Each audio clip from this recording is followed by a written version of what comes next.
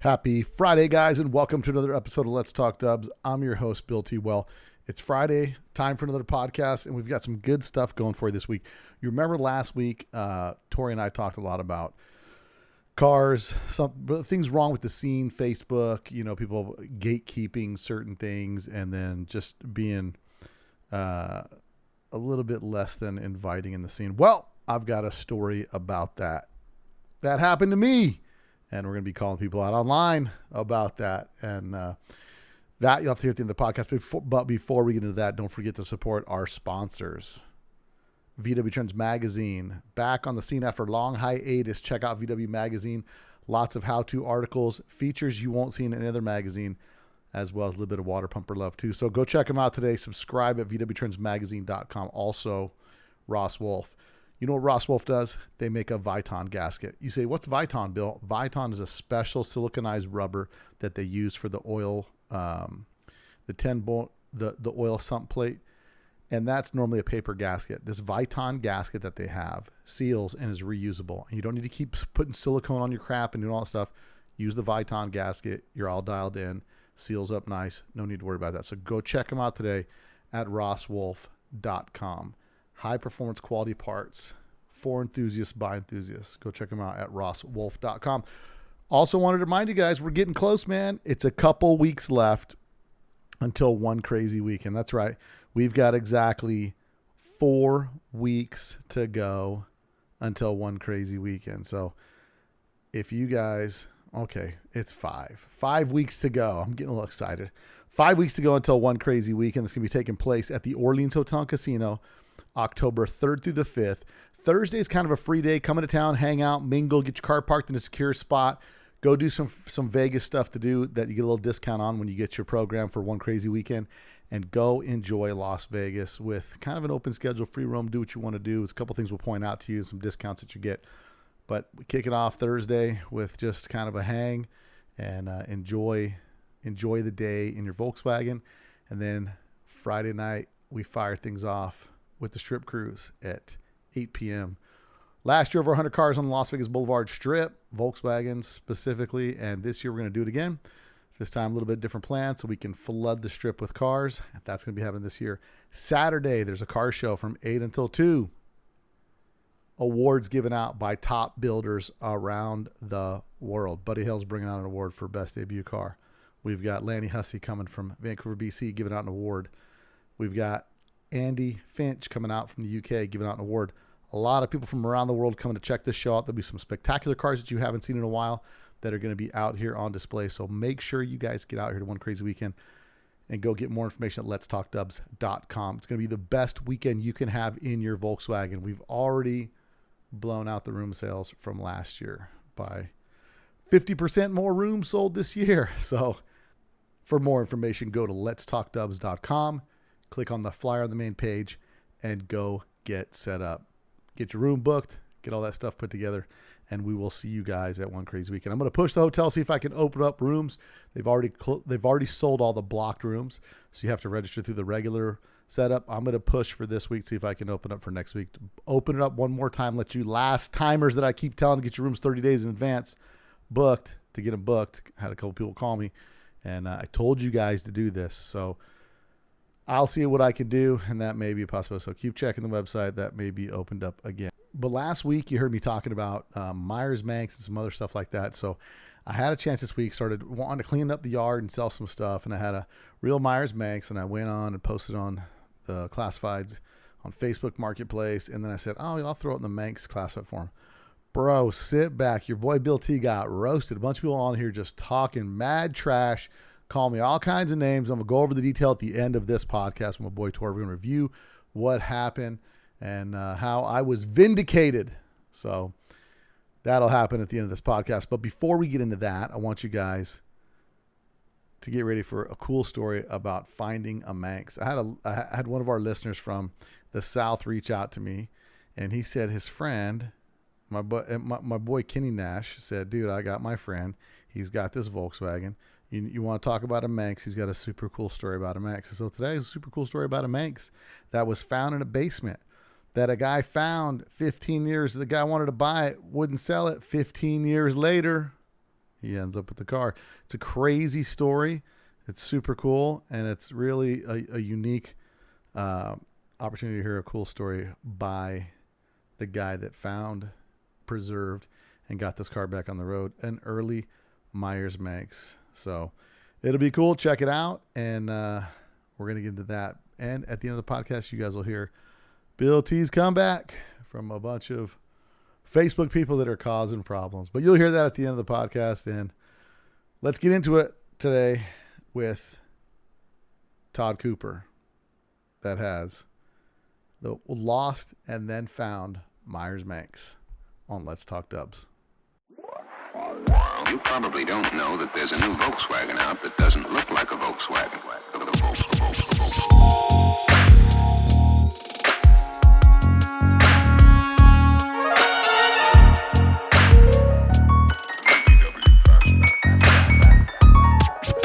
It's got everything that people who like the bug like.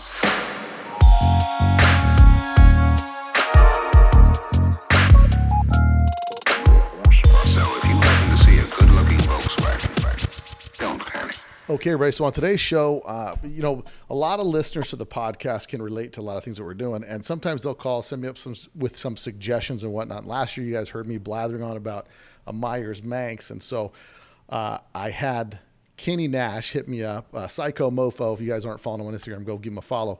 And he called me and said, "Hey, Bill, I got a buddy of mine, Todd. He's got a cool story on a Manx." So I figured, let's give Todd a shout and get him on the podcast. And on today's podcast, I've got Todd Cooper, and he's out of Bristol, VA, and he's got a pretty cool story on a Manx that was a barn find restoration project that a lot of us may be familiar with the story, but I thought it'd be really cool to get him on the podcast. So, Todd, welcome to the podcast. Thank you so much. I listen to it every week, Nice. While I'm wrenching or whatever goes on. And it actually motivates you, to want to get out in the garage and work. Now, so you're friends with Kenny, and Kenny called me, sent me your contact information, said, "Hey, my buddy's got this cool story about this Manx." And we're going to get into that story in a second. But the way we always kind of start the podcast is in a nutshell, what's your VW story and how did you get into Volkswagens? Well, my grandparents, my dad's mom and dad, bought Volkswagens new when I was young. And I can remember as far back as I was born in 63, so it was 65, 66, they had a Beetle. And I can remember riding in it with my grandmother to the pool, to the store. And I was so excited when as I would grow, I could see out the windshield and out the side door. Back then you could sit up front. You didn't have to worry about being in the back.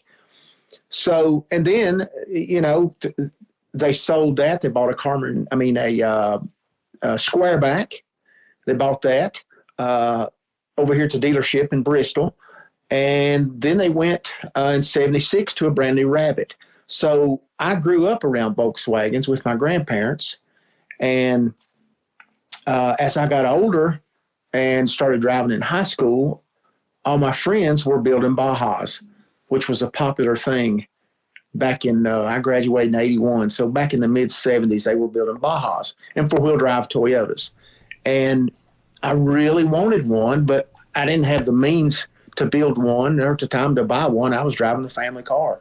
So a friend of mine, I would go to my other grandmothers and visit, Daniel Sturgill, who is still into Volkswagens, really got me into the scene as far as wanting to own one. So I bought one. My first one that I bought was from his brother Adam. It was a 61 with a Corvair engine in it. Nice. That ran backward with an aluminum flywheel. It had 356 wheels on it and 356 Porsche seats in it. Oh, nice. And it would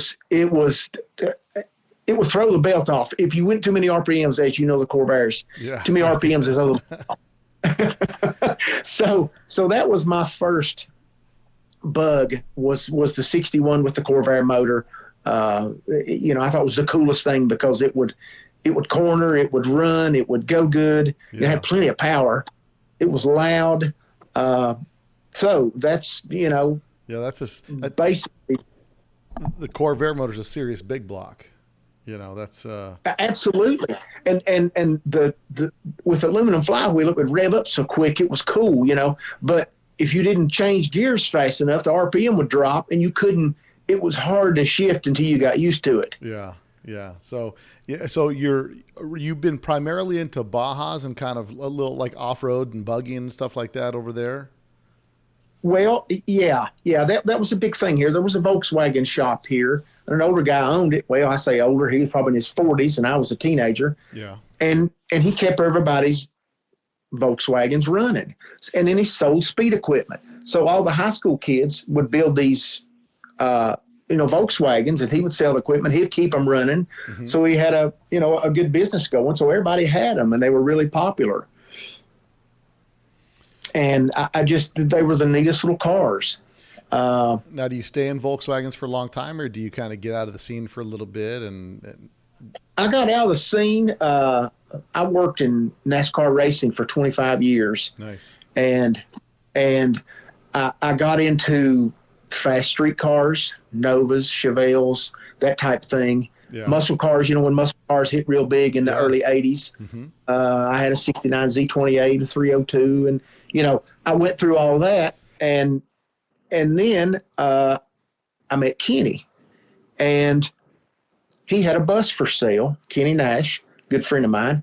Actually, no, I had a 63 ragtop that I was going to fix, and I decided not to.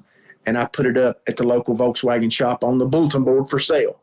And Kenny comes to the house, he and his friend Alex, and they buy the car. Well, then we become friends. Mm-hmm. Because I lived in North Carolina because my job had taken me down there. I was down there for 10 years.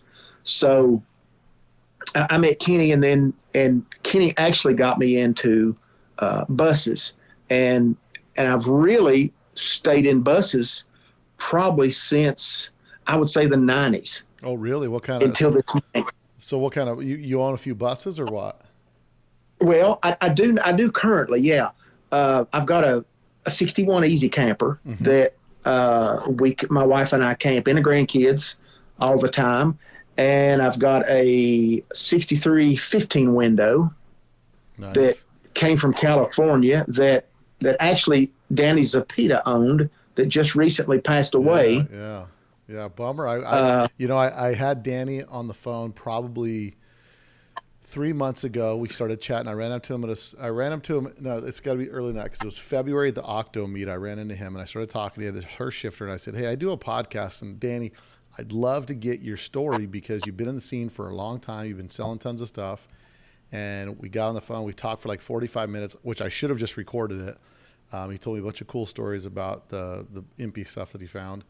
And then, I kept trying to pin him down for a podcast, and he just passes away just a week ago. So condolences to his family. And it's just a shame that history, it's not only is he gone, but his history is lost, from his perspective, which is one of the reasons I find it important to do the podcast, Absolutely, because these guys, you're giving these guys credit that they deserve. Yeah. They've been in this business for years, and they've cultivated actually, a lot of the styles and the push and the learning and the teaching and these odd vehicles that we enjoy. Yeah. So you have the 15 window. Is it a stalker or lowered or what? Well, I bought it from a guy named Hans. It does Hans Detailed Fuchs. Yeah. Hans got it from another guy, and then he got it from Danny. Danny had it for like 20 years stored up in the building. So I have it now. It's a 1776. It's lowered. I've got I've had two different sets of center lines on it. I've got Fumigales on it. Nice. It's half original paint, half been painted way back in the 70s. It's got a bird on the back of it that somebody had put on it years and years ago. It's Turkish and white. It's got all new interior that West Coast put in it probably, I guess, when Hans got it. And just a good running, driving. I had Mike Gagner back here build a transmission for it, a Type 3. When I bought it, it was, it was stock height. reduction gear and everything. And I just, I kept all that. So in case I want to go back up, I can. Yeah. No, that's was showing people the Fumagalli wheels on the video here. But yeah. And that's what I've got the offset, the narrow in the front and the wide in the back. Yeah. No, that's cool. And so you got that bus, and then so it's a little bit of it's kind of a street bus, I'd say. Well, for the longest time, I had a 32 Ford traditional hot rod and had a 401 head similar to what you got in your Buick. Oh yeah, everybody knows the cursed car. So I had it for 13 years, and then I said, man, and I had my bus too, but as my wife and I blended marriage with, now we have 5 kids, which now we have 9 grandkids. So that's why my name on Instagram is Papa TX9. Yeah. 9 grandkids. So anyway, we couldn't get everybody in the camper. So I thought, well, I want a deluxe, and it's a walkthrough, and it's got the third, it's got the middle, it's got all the right seats in it. So everybody can enjoy the ride. Yeah. And the smiles that you see in the mirror, from my kids to my grandkids to my wife is just priceless. That you see, they all get to go. They don't get shorted as far, in that bus. They can all fit. Everybody's got a seat. Yeah, nobody's got a bad view. That's right. Yeah, in that especially. Yes. And in the camper, you got a bad view if you're next to the closet. Right. You're stuck by the closet looking at coats. So how did you? So did you naturally? Are you now to the point in your life you're starting to build a collection? Well, I've always had 3, 4, 5 cars. Mm-hmm. One time I had 11, and I know you can relate to that. Yeah. Sitting around, but Bill, the older I get, I just turned 61. Yeah. The less I want to do. Right. I want to maintain. I want to get 3 good vehicles that all I have to do is maintain. That's it. And enjoy. That's it. So that's where I am in my life. I want to maintain and enjoy. We've got a group of guys that go camping to Farmington. They've got the Transporter Show in Charlotte. We've got a crew that, most of them live in North Carolina, and I'm up here kind of on an island in Virginia. But, we all go down, we camp out, we do a lot together, similar to what you all do, but not as big as a scope in California and Vegas. But we all have our buses, and we've got a core group of people that that really have the passion, and I'm the old guy. Kenny and I are the old guys. When I first met Kenny, we were the young guys, and there was a guy we looked up to, John Watlington. He was the Volkswagen guy, and he was the older guy, so he was the mentor. So John's still around as he's gotten older. Now there's new kids coming in that are in their 20s and 30s, and Kenny and I, Kenny was born in 70, I was in 63, so we're the old guys now. So they come to us for advice and ask questions, and, want to touch on history and how things were in the 90s and when you could buy them for cheap, and, had 10 or 11 of them sitting around. Buses are bugs. Now tell me the story on the Manx. How did you get connected with this Manx? Well, there was a guy here, and I don't know his last name. His name was Bob. Now, it was a Volkswagen guy. Now, before we do that, did you have a Manx before? Have you ever had a Manx before this? No, I've never had. You go to shows, you see dune buggies. All right, when we used to go to Daytona on spring break, Daytona Beach, Florida, they rented them. So they were everywhere down there. You could rent one and drive them on the beach and around, while you were on spring break, or if you went to Myrtle Beach, there were rental companies over here on the East Coast that rented them. And then before that, a buddy of mine had a Cox dune buggy, which, you're familiar with them, with the Cox engine and so I was always fascinated with them, but I never pulled the trigger on one. And I found this one up here. I was driving my bus one day, and I stopped to get gas, and a guy came up and he said, "Hey, I've got some buses," older guy. Mm-hmm. If you ever need parts for anything, come by. So I went by and I talked to him, and he had this Manx turned up sideways in his garage, turned up sideways. So I said, "What are you going to do?" This was probably 15 years ago. I said, "What are you going to do with the Manx?" He said, I'm going to keep it. I bought it new. I took a 63 chassis convertible and I bought the kit new and I put it together.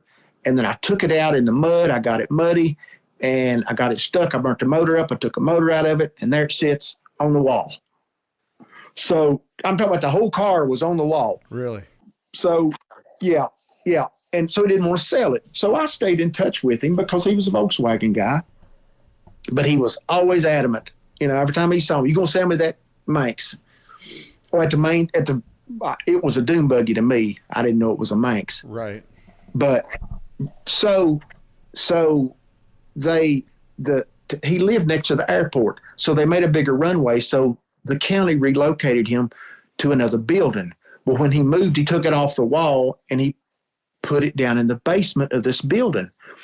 So when I had talked to him before, when he blew the motor up, it was 1974. So he's put it on the wall. He moves. He puts it in the basement. It stays in this basement until 2019. He dies. Oh, no. So he passes away. Bob passes away, and he leaves. His name was Bob what? I don't. He's like you. I can't pronounce his last name. Yeah. So, you know, like Hemingway or something. Not Hemingway, but you know, it was a strange name. So Bob leaves everything he owns. He's a single man, kind of a hoarder. He leaves everything he owns to a guy named Howard Morris. Yeah. Howard is 10 years older than me. So Howard's in his 70s. And he calls me and says, I've got some Volkswagen buses. I know you mess with them. And I knew Howard, his son played baseball with my son. Mm-hmm. So Howard calls me and he says, do you want any of these? Are you interested in any buses or know anybody? I said, well, let me come look. I'll come look. And I hadn't put two and two together yet. So Bob was into bay window buses, 68, 69, and 70 only. It's all he fooled with. Yeah. So I thought, well, I've got friends that are in the bay windows. You know, I have my split window. And I said, well, I'm going to go look and see if I can help Howard sell some of this stuff. So we go in the shop, and you can't even walk, Bill, for the stuff. Just jammed. So we go down in it's jammed. You know, he collected his whole life, and he was a woodworker, and he was a blacksmith.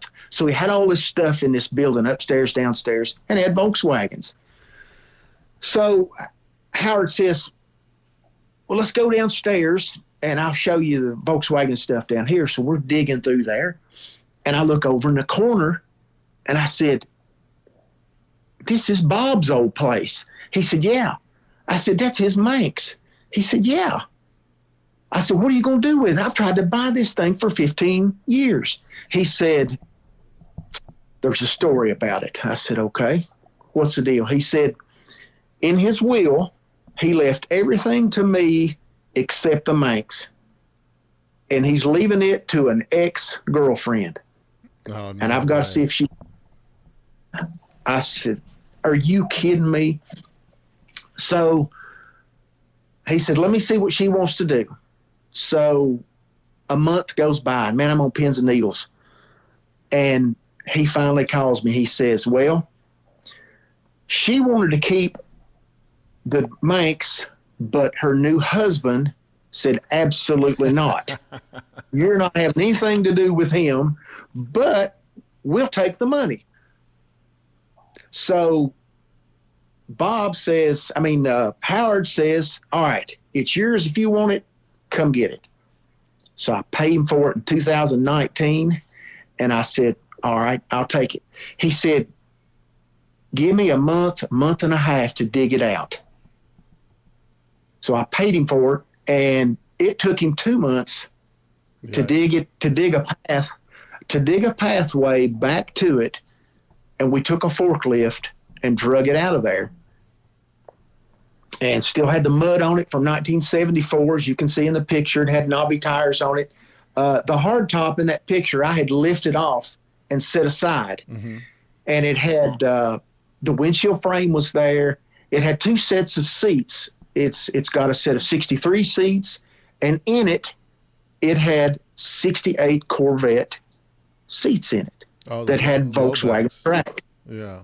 Low back, no headrest. 68, first year they were kind of tall, but 69, 70, they had a headrest. Mm-hmm. So this was a 68 that didn't have a headrest. So it had a good shape to it. So, and that's what he had in it. But he also had, and it had the tracks in the floor, you just slide the Volkswagen seat out and you put this Corvette seat in that are welded to the tracks. So I get it home and, I look it over. It's got the tag, back above the serial number right there where the shifter coupler is. Right. Myers Manx. It's got that. It's got another tag up in the footwell passenger side from the 63 convertible. For some reason he put that up there. And it's a convertible pan 63 with a convertible title. And the title is I still have the original title, 1968. Oh, really? And when he built the car, yeah, I still got the title. So I knew it was a Manx. So I thought, man, I need to get this thing, send the pictures to Winnie. Bruce was still alive at the time in 19. And I sent her everything. We went back and forth. And, she said, absolutely, it's 100%. Nice. So I'm back and forth with Howard looking for parts for this thing because I thought, well, there's got to be a back bumper for it somewhere or some widen. Every time I'd go up there, and I asked him, I said, have you found any badges? Because there wasn't a badge on the hood or on the back, but the holes were there in the hood. So anyway, I get the car home a year later, and I stay in touch with Howard. A year later, he calls me, said, I had some people come up here and buy some bus stuff and go through, and they brought these badges to me, and they were going to buy them off of me. And they were in a package, brand new Manx badge, front and rear, that he had never put on it. He told him, I can't sell these. These are Todd's. These goes with the Doom. And he's a loyal man. Oh, that's awesome. He said, and I know these kids thought they had a gold mine with those two badges, that got the R on them, and they're the real deal that had never been installed. Yeah. Yeah. So, and the car also had the license plate frames, the Myers Manx original frames on it. The BF Meyer cast iron plate frames? Yes. Yep. Nice. One on the front, one on the back, because in Virginia, you got to have a tag on the front, a tag on the back. Wow. So, yeah, came with both of those. It came with and I can't remember, Confer sold them through Manx. It's like a, lock the wheels up and spin it around. It hooked to the emergency brake. Oh, okay. There's a handle. There's three handles on the emergency brake. There's a center one, and then on the left and the right, you push it down and it'll lock up the right wheel. You grab the other one, push it down. Turning brakes. Yeah. Turning brakes. Yes. Yeah. So it had one of them. Those are really hard to find. Yeah. And Bob had put Carmangia gauges in it. Super nice Carmangia clock, speedometer. It's got a volt gauge. It's got Carmangia fuel gauge. Had really made the dash nice in it. And then he just parked it. So I get it in 19 and start working on it. I turn it up on its side and I clean underneath it. I was going to separate it, but the bolts, I was scared to death that I couldn't get the bolts out of it. Yeah. Break them. They're still the original screw head bolts. So I left those in there, but I did a cosmetic restoration to it. So the body, the car had, it's never been separated off that pan? No, never been separated. Where it sat, that roof leaked in his building and dripped down on top of it, and it had red all over it. Yeah. Under that dust, where it had come through the wood, through the roof, and dripped down on this car. So I didn't know if I could get it clean or not. So I took WD-40 and triple alt steel wool and did the whole car, and it took me days. I mean, I'm talking about I did on the inside because it didn't have a top on it, Right. I was afraid it was going to be ruined, but I took it apart and I redid, it's still the original gel coat. I took and WD-40 and rubbed for hours took it, took a transmission out, took a front beam out. I took everything out so I could get underneath it and clean it. I took a wire brush, laid up under it, and grinder, and got all the old scale off of it and the dirt, and just and it had original. I'm looking at the pictures there. It had, when I took the shocks off of it, they were painted orange like that, and had some Coney decals that were barely on there. Really? So when I went back with shocks, I painted them orange and put the Coney decals back on them. That's To make it look like it did. I put a Hurst shifter in it. I put a moon pedal. I put the CB in it. The steering wheel was actually came with it, but it wasn't on it. It had a black wheel, just like the wood wheel that's on it, a Champ 500 wheel. Right. The one that'll cut your finger on the video game when you spin that thing too fast. Oh, yes. Yeah. Oh, your thumbs. Oh, yeah. Yeah. You go through the sand, it hooks the wheel back, it'll cut your thumbs off. So is this a car that he bought complete from Myers, or he built the kit? He built the kit. He built it. He bought, and I don't know if there was a dealer, a dealer over here on the East Coast for these or not. Right. But he had it, he really never would talk about it and wouldn't give me the story about it. So, he's kind of an odd guy. So I'm just kind of going what Howard told me, that he built it, back in 68. He ordered it new and built it. It's on, like I said, it's on a convertible chassis. It's got 1x1 tubing, that it sits on, that somebody's put on there and cut it down, took a 13 inches out of it and cut it down and welded across the hump. And, you see where it was all done. Yeah. All of the cables, except the throttle cable, are bow tied in the back and got clamps on them, like they recommended doing. Really? So I left it that. Yeah, the emergency brake cables, the clutch cable, they're shaped like a bow tie, and they've got a cable clamp, 2 of them, right in the middle to shorten them up. Instead of cutting That's them. the way it was done. Yeah. It's the way if you cut them, how would you, back then, how would you fix them? Right. How would you get that new crimped end on there? That's right. Yeah. That's so crazy. Back then, that's how they did it. And I thought, well, I'm not going to change it. It works. That's the way it was. So if you take the inspection plate off where the shifter coupler is, you can see each emergency brake cable down in there, bow tied with. And then if you look into the transmission at the back where the wing nut is, it's bow tied right there with 2 clamps. So I put it back that way. That's wild. No, but it's cool. It's fairly nostalgic for how they, again, it was a simple thing to build, something you'd build in your garage, but to be able to have somebody, to be able to take it and put it together like that, and have it be done in the way that they suggest in the instructions, I think is pretty cool, Yeah. Yeah. As I went through it, it's and all the old articles I've read, it's put together just like step by step, for a DIY person, except if you couldn't weld, you'd have to have somebody weld cut it and, weld the when it broke apart, to put it back together and weld it safely, and then do the 1x1 on top of that to tie it all in. Somebody knew what they were doing when they did that, because it was a really nice job, safe job. And the motor that was in it, you changed the motor that was in it originally when you got it? Because it was a complete... It didn't have a motor. It had a single port that he had blown up. Right. That was still there, but it was just your basic single port motor. And I don't know if it was the 63 that came with the car. Mm-hmm. Knowing him, it probably was. I had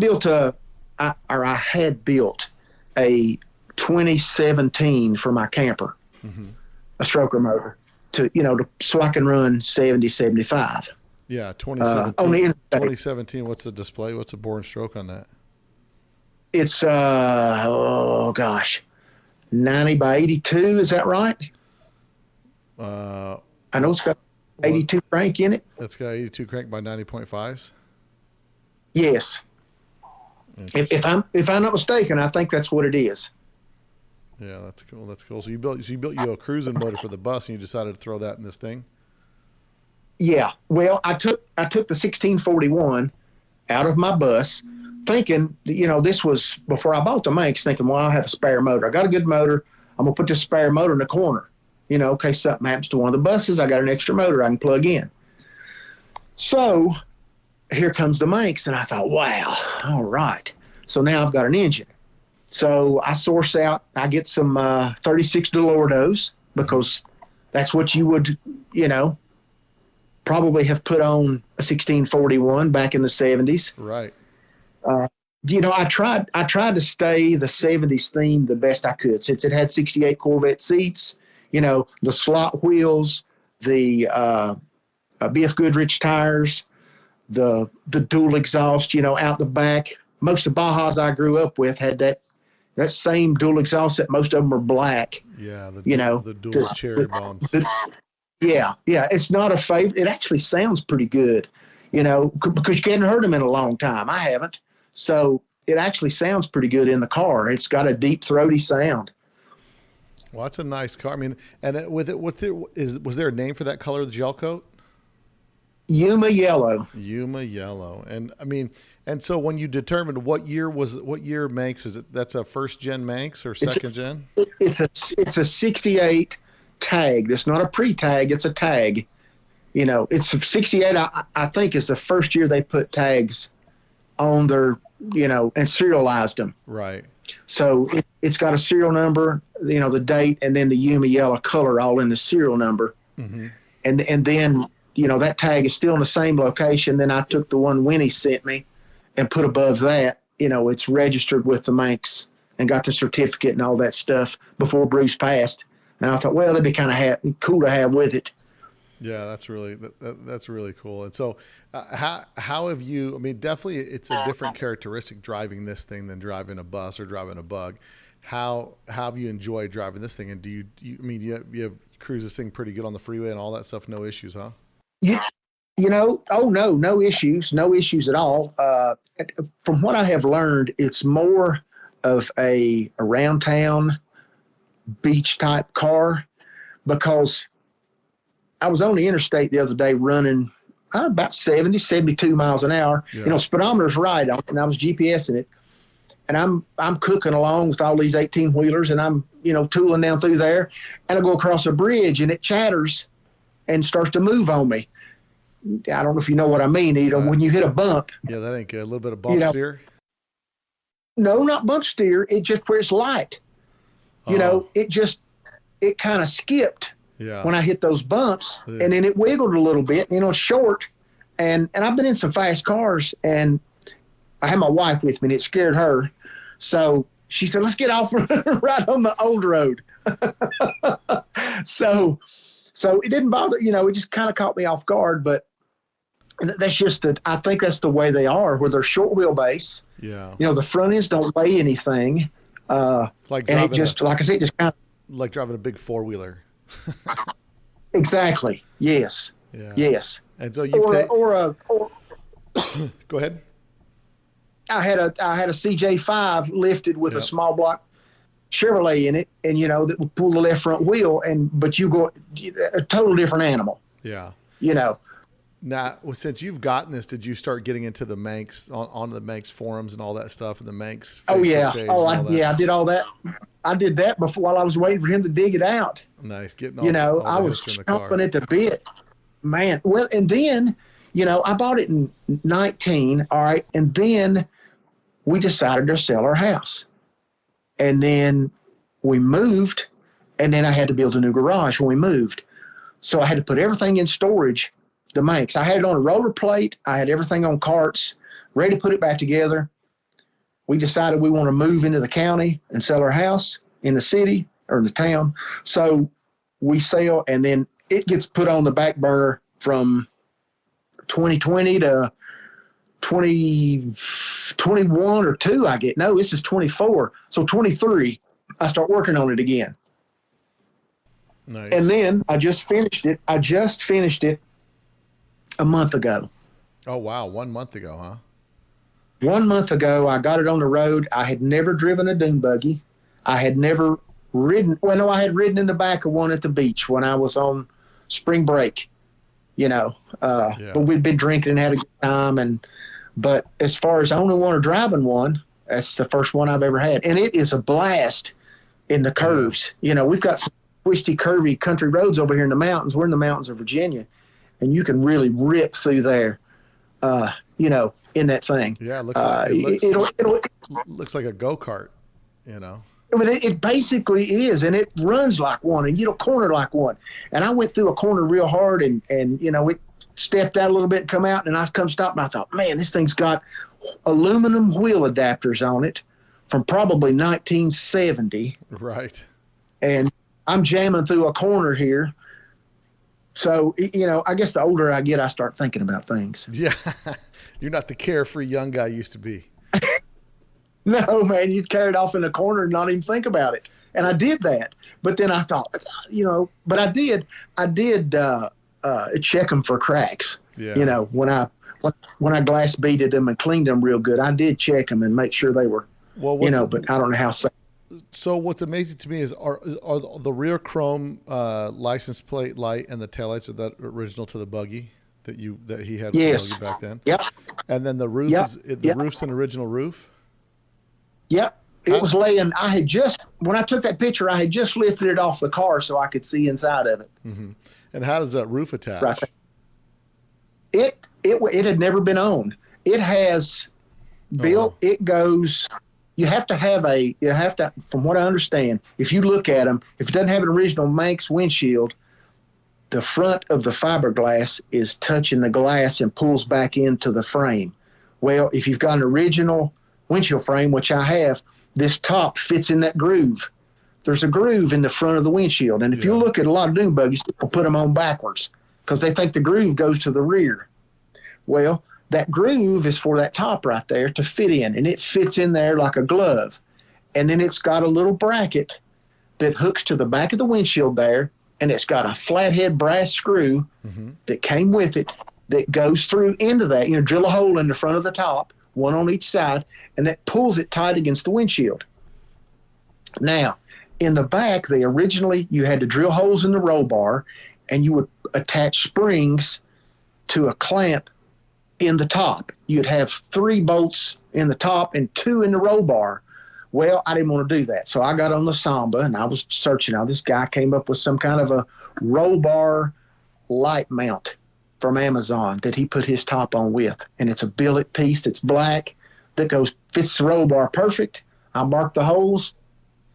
I drilled it. I took a square file and I made a square hole, and I took a button head, like you got on the swing set. Yeah. What are they called? Lag bolts. Yeah. I put a stainless lag bolt in the top of it so it looks, probably like what you would have used back in the day. Nice. Well, that's pretty cool. And it doesn't go anywhere. It'll stay on at 70 plus miles an hour. Yeah. And I did think about that after I got around those trucks and I got off. I thought, damn, I'm glad this top didn't blow off. But I guess it's on there because people were talking about them blowing off all the time with the springs. The springs would come loose. Right. And they would blow off on the road. And the slot mags, so you've got it on some slot mags. They look like some pretty deep dish slot mags. Are those 15 by 10? Are they original? No, they're ETs. Are they ETs? No, they're ETs. Chevy bolt pattern? Chevy bolt pattern. And listen to this. I bought those wheels off a guy that had them on a gasser down here in Tennessee. And I thought, well, I want to put these on my dune buggy, but they didn't have the caps. So I get on the Samba, and Danny Zapita has the original set of caps for sale back in 2019. Really? So I buy the caps from that. Talk to him forever on the phone. Buy the caps off of him, and they fit those wheels perfectly. Well, that's cool. Yeah, that's the thing that They're Go ahead. They're 15 by 8s in the front and 15 by 8 in the rear, 15 by 7 in the front. Yeah, they've got a pretty deep stagger to them. I mean, they look great on that car. But well, thank you. That's what I wanted. I thought about going the narrow skinny wheel in the front, but I didn't think it would look right. Because most of them you saw back had the dished wheels. Yeah, I like the look. I like the way it's a little more planted, a little more aggressive. Looks like a little more like a slot car. Like the and as my friend Kenny says, Kenny's got a dune buggy also. there's an off-road version and there's a street version. Right. So he said our dune buggies are street versions. With not that you can't take it on the sand, but I wouldn't take it off-road. It's a buggy but I could take those wheels off and put on off-road tires and give it that look as well. That's it. And as you know, you're a wheel guy. Wheels make a difference. They make in all the anything difference. Of any car, I don't care what it is, you put the right wheel on it, it's a totally different looking car. Well, that's the first thing you have to do when you buy a car is fit it with wheels, so at least you get motivated. So you look at it. I mean, it could be burning oil, blown head gasket, the whole 9 yards, but as long as it looks good, you sit there in the parking lot with the engine off for a minute, and let everybody get a good gander at it. But I tell you, I like once you get a car set up on the right wheels and stance, it's enough motivation to keep you pushing, Absolutely. And once you bolt and start rolling it around, it really motivates you. Yeah. No, that's it, man. I'm glad that Kenny reached out to me and I was able to get you on the podcast, because I just think it's cool, some of these stories where you can find a car that was, original, put away, forgotten about for a long time because something as simple as a blown engine. And what's interesting is back in those days, you'd blow an engine, it was like, forget it, it's done with, might as well get rid of it, to where nowadays, I mean, you see these guys that are rebuilding buses, just finding a B-pillar on the thing, so I think that's cool to see the story of this. And now those are the vet seats that you still have in it? That's the 68 Corvette seats that came with it. And just as soon as I drug it out of there, they had white mold on them where they'd been in that the basement of that building. Yeah. And I took them and I cleaned them and I kept them lubed the whole time with Armor All and protectant, and they've never had covers on them. They've got nice chrome knobs in the front that you adjust them with. It's got chrome pieces on the back where you fold the seat up and down. Really, really nice seats that, they look like they need to be in an unrestored Corvette. Yeah, they look good. They look good. And that's, most people you see, they have the Mustang seats. Right. And I really want to put Mustang 64, 65 Mustang seats in it. But I thought, well, I'm going to put these in first. If I like them, I'm going to keep them. If not, then I'll look for some Mustang seats. But I think these being different, they're comfortable, they look good. I'm going to leave these in it. Yeah, a lot of people would do the Mustang taillights too on these cars as well. The car that I ended up with has a bunch of Mustang taillights and stuff in a box and all kind of stuff just to finish the car off, put everything that's got to go together with it to finish it off. Yeah, I was listening to your podcast this week from last Friday, I guess, and you were talking about, the Manx that you have that you were getting ready, I think, to possibly sell it. Yeah, I got to clear out the yard, so I had to. I'm putting that dude. I actually had it up for sale, and I'm going to do a little extended version on this a little later. But I had it up for sale, and I thought, you know what? I checked a few things. It was sold to me. I was like, hey, this is an original Manx. It's got a dash signed by Bruce Meyer. It's got the original Dietz lights with it. And it's just been kind of, it's a little ragged. She's been beat up a little bit, but I said, you know what? Let me put this thing up there for sale. And you know what? I'll throw it on the classifieds for the Manx page too, because I'm a member of the Manx classifieds. I said, I'll throw it on there too. And man, wouldn't you know it? I was talking 2 weeks ago about guys that just get crazy on the internet and make you and scare people away from joining the hobby, right? Especially when these guys, when you're a newbie and you're on these Facebook pages and here you got a guy who's a top contributor who's saying all kinds of stuff about the car.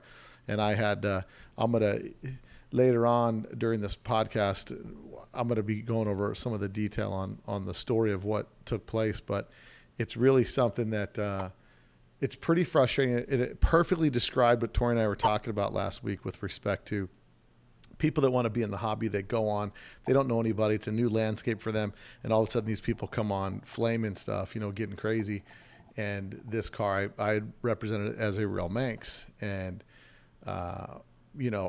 everybody, it's funny because everybody's posting, and I wanted $3,500 for it. They said, no way you want $3,500 for it. It's a real Manx. If it's a real Manx, it's worth twice that. Well, for me, I'm a guy, I don't know, you listen to the podcast, so you know that I bought a bus after one of my shows. I bought a 61 bus, and I said, I'm going to sell it. I'm going to make a little bit of money on it, but the person I'm going to sell it to, I'm going to sell it for a heck of a deal so that they can build a bus, so that, we keep it out of the unobtainium rate.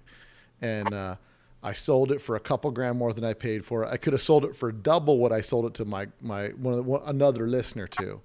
Chad Hatfield bought it. He's a listener, drives a truck open road, and he saw me at a car show and said, "Hey, you going to sell that bus?" And I said, "Well, I'm not going to sell it to you if you're going to flip it, because that's going to get me mad. You're going to be put on the outside of the list." I said, because I bought it for a good deal. I'm going to make a little bit of money on it, but I'm going to sell it to you for a great deal. And, you'll be able to restore it, whatever. And that was kind of the same with this Manx. Now I get on the site, and all of a sudden I get all these people chiming in. That's not real. And the funny part is, they say it's not real because I'm asking too cheap for it, if it's quote unquote real, because these are the guys that would ask top dollar plus if they owned it and it was real, regardless of what they paid for it.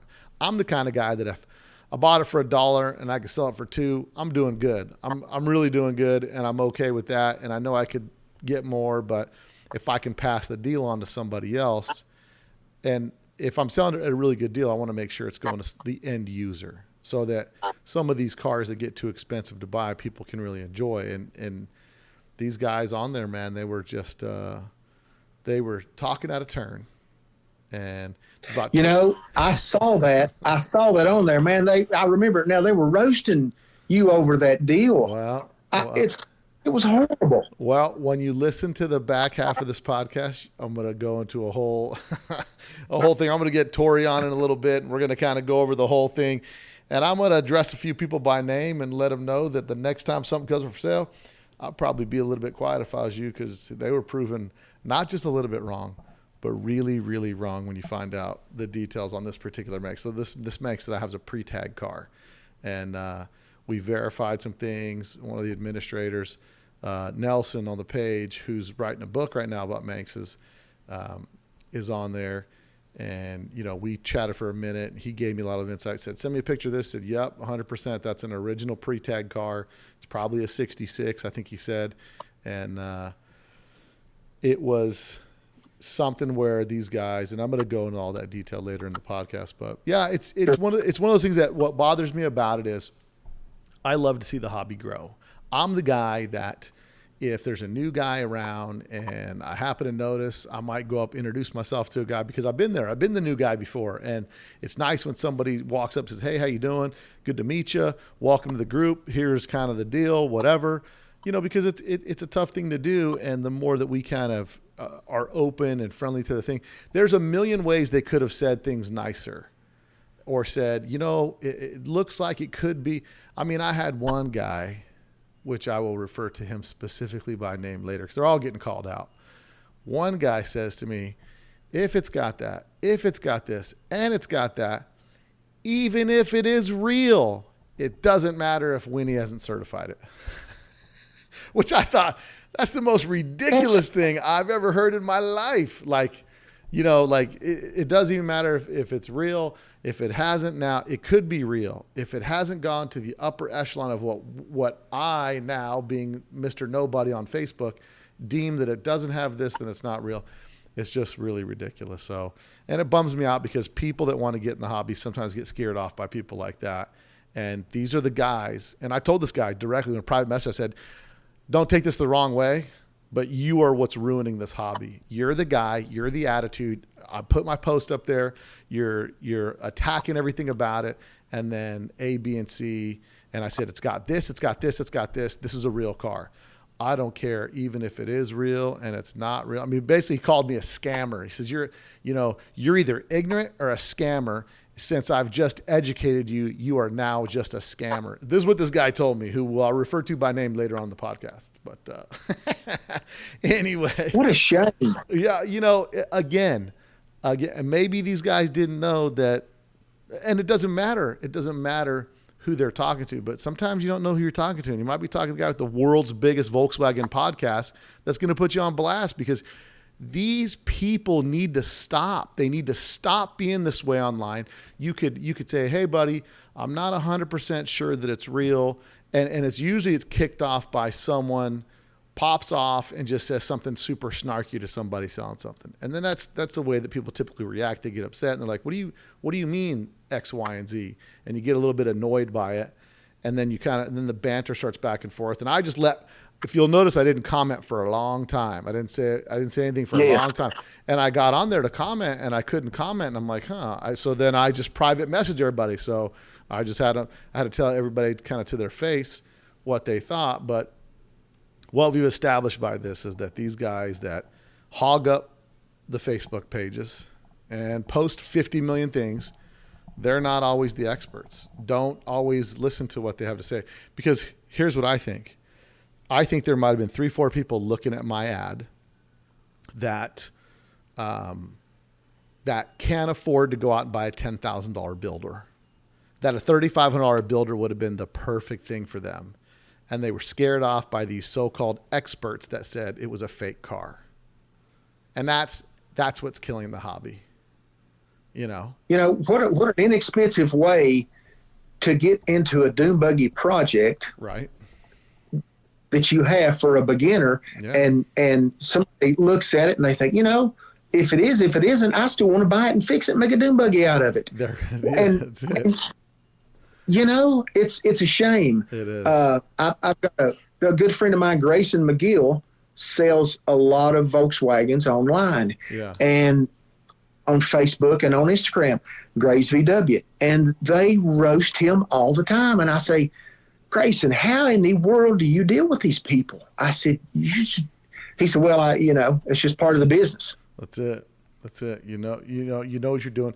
And again, I was confident in everything I was selling. I wasn't worried about a thing. And I thought, I'm not misrepresenting anything. I'm selling this exactly what it is.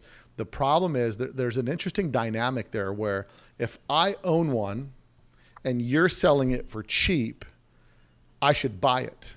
I always give everybody my Schwinn bicycle story. There's a Schwinn Sting bicycle. The old Sting with the 3 tubes in the front? Oh, yeah. So I'm at a garage sale one time. You talking about a Stingray? Yeah, a Stingray. Stingray. Yeah, Stingray. Yeah, I had a gray Ghost. Right. Yeah. So I go up. I'm at a garage sale. My wife's upset. She says, I said, let's go by this garage sale. She goes, we have enough junk. She tells me. I said, look, you just settle down, woman. There could be some gold here.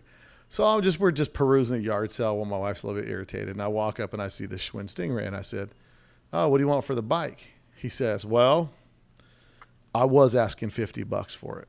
But there was a guy here a few minutes ago. He told me all the history on this thing. And he told me this and that and this. And by this, there's that and this, and this. And he told me this bike's worth like $300. So I want $150 for it now. And then I just looked at him and I said, so you mean to tell me a guy who's an expert in these bikes came up and saw you selling this bike here for $50, told you everything about it, what makes it worth all this money, and then didn't buy it for $50? I said, don't you find that a little bit weird? And he was like, he looked at me for a second and says, well, yeah, I never thought about that. And I just thought, but I said, so how much is it? That's $150. And I just looked at this guy and I just thought, and I probably said at the time, because I'm known to say things like this to people, like, you're what's wrong with everything. You're that, like, it was worth nothing to you, but now someone said, oh, it's worth X amount of dollars. And so with this buggy, my intention was I was still going to sell it and try to give somebody a deal. And I thought, no, you don't have to do it. Now I'm going to have to make people, you're going to have to fill out an application to buy it, to make sure I'm selling it to you cheap. You promise not to flip it. You're going to build it. And then a buddy of mine was chasing me when he heard I had a signed dashboard.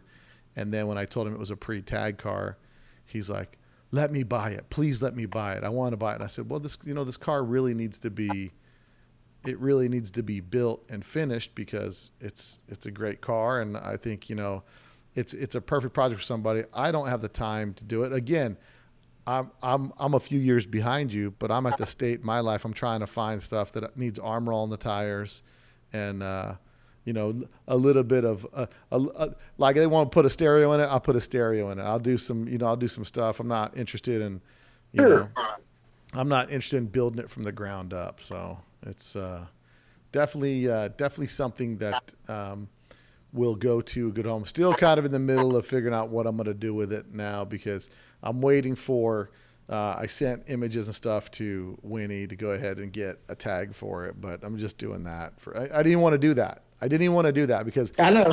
I'd rather let somebody else like get the golden goose type thing. But now, these guys on the forums, they ruined it. The guys on the Facebook page ruined it for everybody. So, but what can you do, man? You listen, there's always stories like yours, which is great, which is what the hobby's made of. And it's awesome. And it's great to see guys getting stuff and fixing these cars up, and something that you saw, and 15 years later, you end up picking up the car. That's even better, because you wanted that car and it just worked out where you got it. And now that car is a happy little buggy on the road. Absolutely. And I count my blessings every day that the girlfriend didn't want it. That's right. That's right. Good for her husband. Good for her husband. Now, before we wrap up, are you part of a club that you want to represent, that you want to talk about? You want to give thanks to any of your buddies out there? Obviously to your buddy, Kenny Nash, shout out to him for connecting us. Yeah. Kenny Nash has been a long time Volkswagen friend. Grayson McGill, actually, he bought a Manx and didn't fix it, and gave me the skid plate and the rear bumper, which are extremely hard to find. Yeah. An original Manx piece that I put on it. So Grayson, hooked me up. Mike Womack, Womack's Bug Vans, helped me with the wiring, and just good friends, Volkswagen friends. As Grayson says, our core group. That's it. We don't have a name or anything like that. It's just a bunch of good guys. And Kenny and I are the two old ones now, and it's just a great hobby with some great friends. Yeah, that's it. Just guys are out there that love the scene and love to help each other, and good for you guys. We just had a friend of ours, my buddy Renee, just moved out to Tennessee. He just left Vegas. He's out there, so that's not too far from where you guys are at. And he's got a couple buses and stuff. So if you guys see my buddy Renee Werner out there, you guys treat him with some love. He's a good dude from Vegas. So ask him about his old time Vegas stories. He's got a lot of good ones. But I will. I'm sure I'll cross paths somewhere. That's it. Well, man, Todd, I appreciate you coming on the podcast, man, and thanks for making the time for us. And hopefully I'll be out there. I'm hoping to get out there sooner or later, one of these shows, man. I don't know what the best show is to hit out there if I'm going to come out there for something, but I definitely like to hit up one of the good shows out there and get to see a lot of listeners and just get to kind of see the scene out there. Yeah, because the East Coast is totally different from, the California scene. It's smaller, but there's a lot of good people here, and a lot of people listen to your podcast, and would love for you to come out and meet you. Well, I love it. Shake your hand. What's the best show? What's the best show? You could pick one show to go to out there. What show is it going to be? Well, probably Bully Brigade down in Florida. Mm-hmm. It's been going on for over 20 years now. It's a good one. It's down in Florida. Those guys do a great job. And then you've got the Charlotte Transporter Show, which is 21 years running. And then you've got Farmington, which is a dragway that's held 2 Volkswagen events a year for probably 40 years. Yeah. Well, I'm going to be hitting one of those. It may be Bully Brigade's in February, right? November. Is it November? Right. Yeah. Well, yeah. November of this. Yeah. Yeah. And I think it's Clearwater, Florida. They've had it at the Daytona Speedway tied in with a historic race a couple of times, but predominantly I think it's in Clearwater, Florida. Todd, thanks for coming on the podcast, man, and I totally appreciate the story, man, and thanks. And perfect. Well, cool. Absolutely. Thanks, man. Okay, guys, so I promised you today that I would be bringing back, telling you guys about my experience. We talked to Tori and I, and welcome Tori to the podcast. Tori, what's up? What's up, man? Thanks for having me back. So we were talking last week about the gatekeepers of the VW world, right? And how all these Facebook thugs get on there and just start blasting on people. And I was talking about clearing out the yard, right? And I said, got some cars I had to get rid of. And so I'm going to probably post my Myers Manx online and, a couple other things. So I posted a Corvair 140 that I had. I had a real Myers Manx that I got a tip from a friend. and he's like, hey man, you know, do you want to, anybody want a real Myers Manx? I was like, dude, I'll get it. Cause I have another point of controversy, right? I have an engine, supercharged engine that I bought from Lee Layton's son for a friend of mine that came from Lee Layton. Bobby Layton sold it to my friend, and it's the supercharged motor that was on the dragster. And I posted some pictures of it online. Someone's like, yeah, that's not the real motor. I'm like, okay, what? Sure. Never mind, you got it right from the Layton family. Sure, there's two of them. Someone's like, yeah, well, it had these Denzel heads and all this stuff. I'm like, okay, cool. So what do I do, right? I don't know. I just call Joe Horvath, like, hey, Joe, there's this motor that I got. Yeah, the supercharged motor. So I talked to him for about a half hour. He's like, I don't remember if it had Denzel heads or not. So I'm like, yeah, it's not the right motor. It had Denzel heads. I said, okay, how many race engines do you know that keep all the same parts from inception? Never. They change season to season. Slim to none. So here's what I do, right? Like it doesn't bug me. I'm just like, whatever, that's fine. I'm okay with it. It's not bothering me.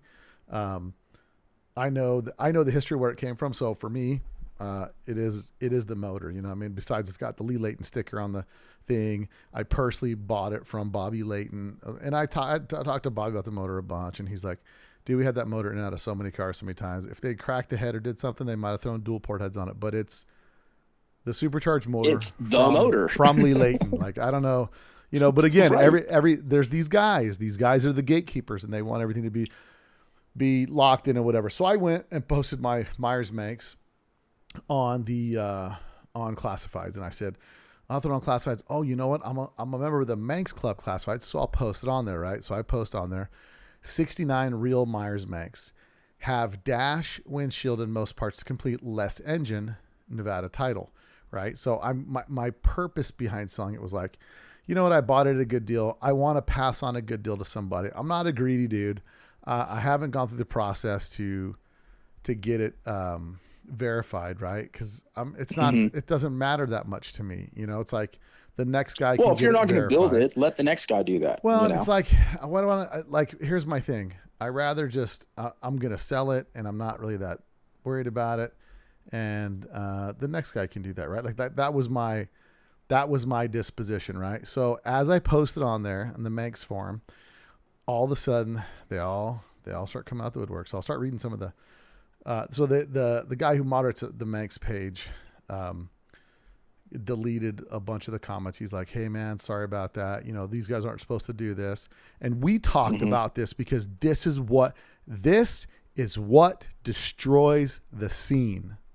Absolutely. Not one of these guys is respectful. They all came across as arrogant and to tell me matter of factly, my car is not a real Myers Manx, right? So we'll start out. So a little shout out to my boy Randy Carlson. So I looked at Randy Carlson's video just to kind of look at some things. Here's some things you can make sure on a Manx, like the How funny! I literally before we press play on this, I did the same exact thing. I was like, I need to kind of know what I'm talking about. I mean, I know a little bit about Manxes, but the pre-tag Manxes are a whole different breed. But it's not even that. It's not even. It's just like, here's how you tell a Manx. Like he says, it has. It has the Napoleon hats coved over on the backside of the pedal assembly. And I looked at my car. Yep, it's got that. And it's got this dash frame in it. Yep, I got the dash frame. And it has, it's got the tubes underneath the side, right? So, and I remember talking there, and there's a couple different variations of the car. There's a square tail. There's a pre-tag car. Then there's the tag cars. I mean, there's a lot of iterations. Manx twos. Yeah, it goes on and on. There's a lot of variations, right? So first guy hits me up, says, hey man, you want to trade for a chopper? I envisioned myself sleeves rolled up, rolling down the Ave in a chopper. And then I just said, no, it ain't happening.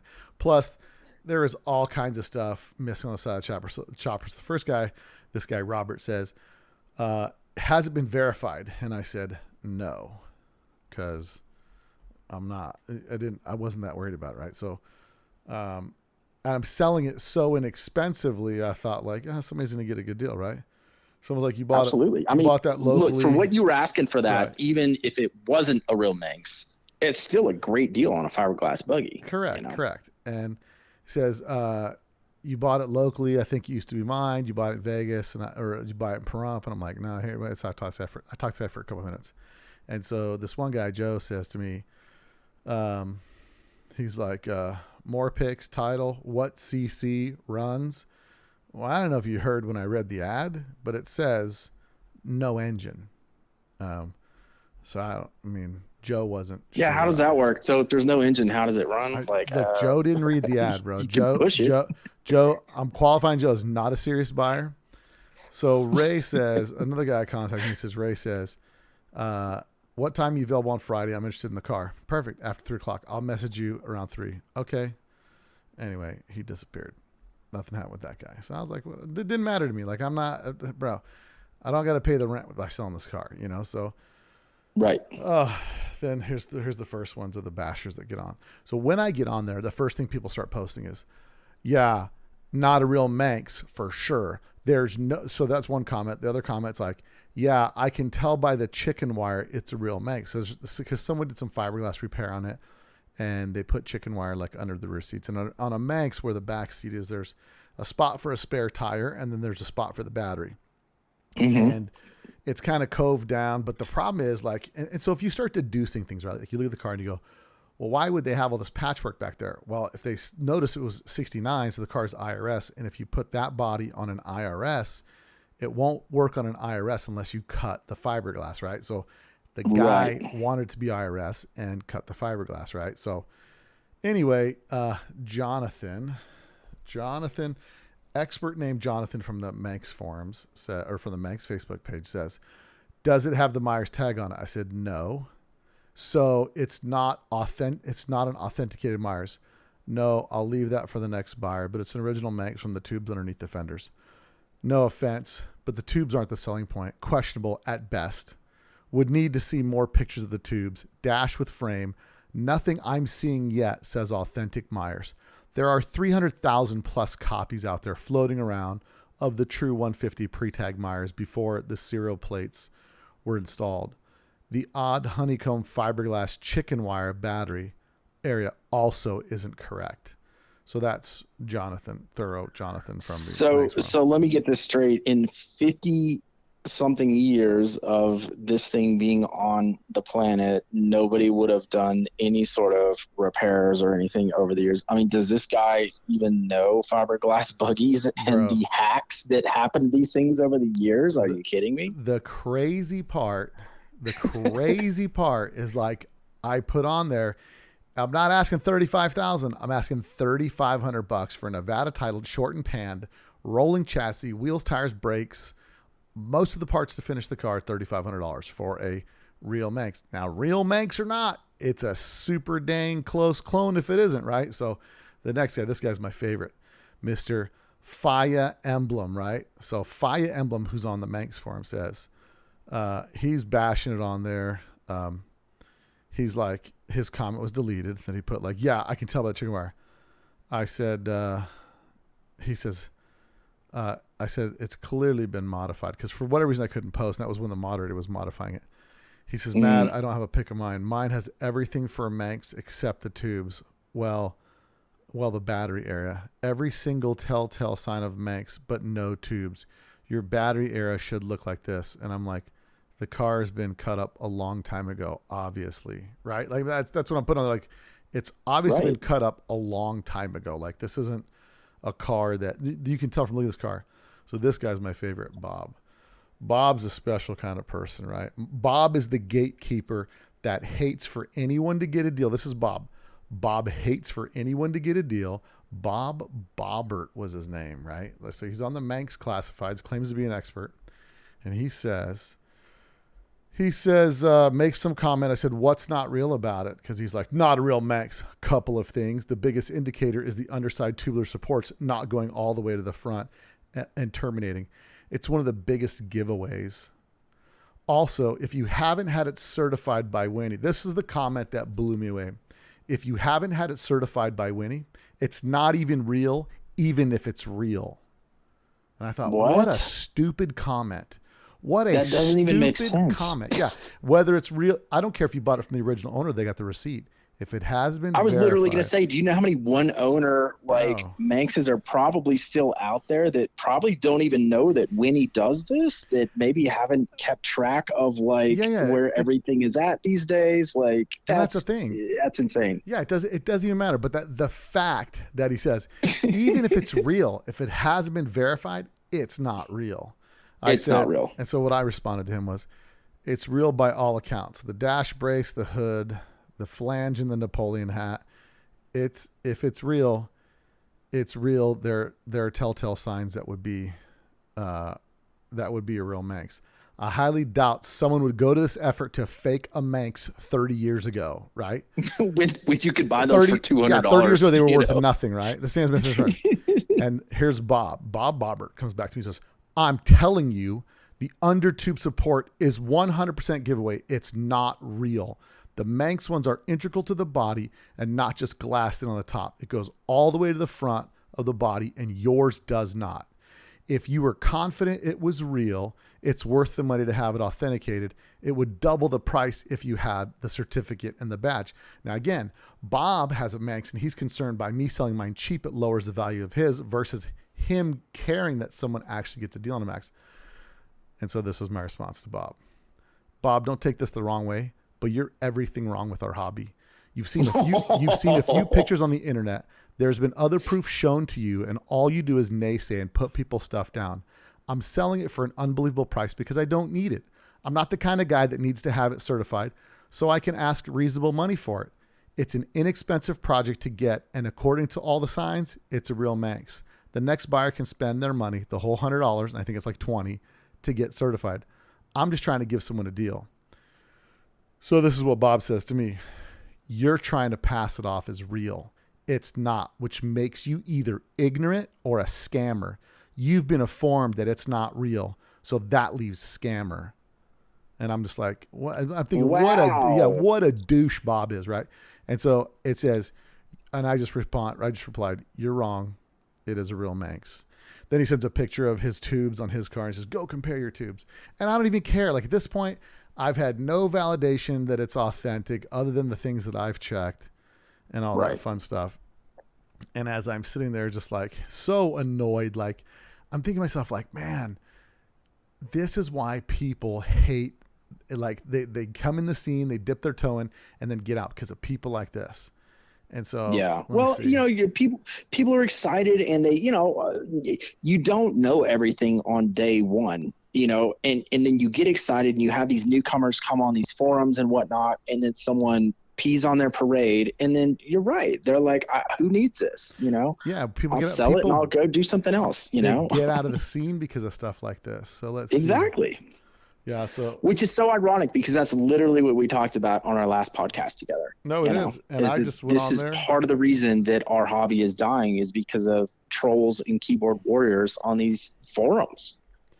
Yeah. And so then I get a message from the guy, one of the moderators on the site. And he says, I'm pretty sure this is the moderator for the Manx. I'm pretty sure it's a transition Manx 1. I sent you a message.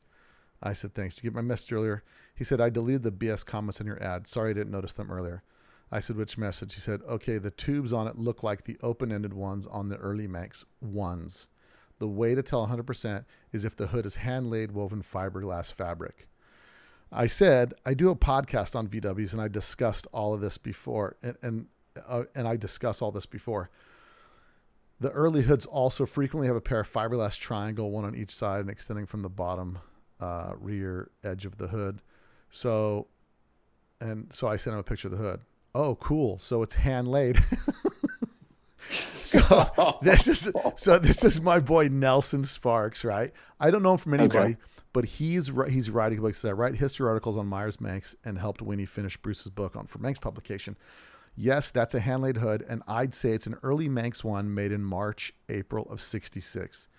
Wow. And meanwhile, this time I already sent Winnie information because I spoke to Winnie before back when I interviewed Bruce. And I, again, my disposition was like, I'm selling this Manx to give somebody a deal. And then, did Bob say how many books he's written on Manxes? No, he's finishing a book right now. So Nelson's the guy's name. Bob's the guy who's trashing me.